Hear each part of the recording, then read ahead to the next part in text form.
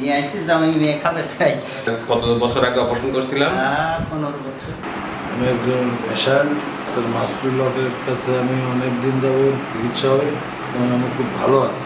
দিতাম ট্রিটমেন্ট দিতাম। না, আমি নিজেই প্যারালাইজড হয়ে পড়ে আছি। আমি ডাক্তার জাহান ক্লিনিকের সত্যাধিকারী ডাক্তার মাসুদুল্লাহকে আমি এই বিষয়টি আমি জানাই। তুমি শুধু লবণ এবং স্লাইড শুধু এই দুটা খাও। 1 ঘন্টা পরে অলৌকিকভাবে আমি একার ফুল আবার আমার শরীরে আবার শক্তি ফিরে পাই। আমার নাম সোহাগ, বাড়ি আমার হাটগোপালপুর, স্বামীর নাম হচ্ছে নাইবেল লস্কর। আমার সমস্যা হয়েছিল 8 মাস গর্ভবতী ছিলাম। আমি গেছিলাম না, আমি সদরে ভর্তি হই সকাল 10টায়, আবার ফরিদপুর গাড়িতে উঠি।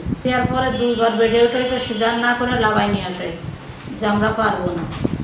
আমার জামাই ছিল সাথে, জামাই আসছে গে জাহান ক্লিনিকে মাসুদ রহমানের কাছে সে বললো যে নিয়ে চলে আসো। রাত 3টের সময় সিজার করে আসছে গে মাসুদ রহমান। তা এই জায়গার থেকে আমার জানটা বাইসে আছে আল্লাহর রহমতে, তার জন্য আমি হাজার হাজার দোয়া করি। আসসালামু আলাইকুম, আমি ডাক্তার মাসুদুল হক। আমি এই জীবনে 3টি হাসপাতালের প্রতিষ্ঠাতা। কালীগঞ্জের দারুস শিফা হাসপাতাল, মাগুরা ডায়াবেটিক হাসপাতাল ও মাগুরার সর্বাধুনিক জাহান হাসপাতালের প্রতিষ্ঠাতা। আমাদের সার্জারিতে বিশ্বব্যাপী স্বীকৃত একটা ইনসিডেন্ট রেট আছে। 3 থেকে 4% রোগী সমস্যা হতে পারে, অপারেশন পরবর্তী মৃত্যু অথবা যে কোনো জটিলতা তৈরি হতে পারে।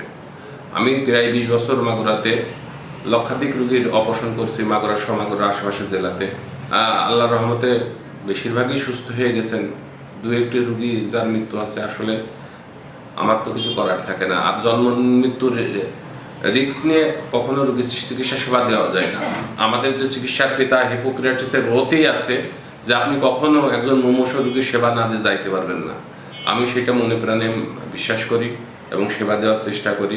রোগীর চিকিৎসা দিয়ে সুস্থ হয়ে বাড়ি চলে যাওয়ার পরও অনেক রোগী আসে 2-4-6 মাস পরে এসে আমার টাকা দেওয়ার জন্য আসে। অগণিত মানুষ আমার সেবা নিয়ে সুস্থ হয়েছেন।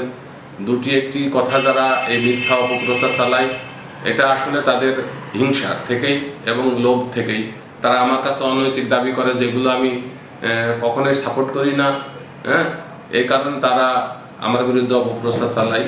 এরা আসলে আমার নয়, এরা রাষ্ট্র, সমাজের এবং সাধারণ মানুষের ক্ষতি করছে। এবং আমার বিরুদ্ধে যে সাংবাদিকরা চাঁদাবাজি করার উদ্দেশ্যে আসছিল তালাশ টিমে, তারা অলরেডি তালাশ টিম থেকে অব্যাহতি পেয়েছেন এবং তাদের সেখান থেকে বহিষ্কার করা হয়েছে।